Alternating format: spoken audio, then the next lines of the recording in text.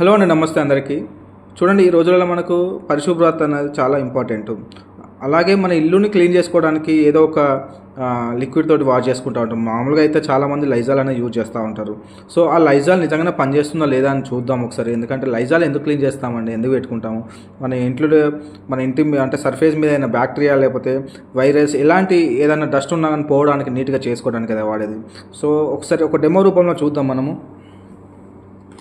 చూడండి, నేను దీంట్లో వాటర్ తీసుకుంటున్నాను, అలాగే ఇందులో కూడా వాటర్ తీసుకుంటున్నాను. సమానం చేద్దాము.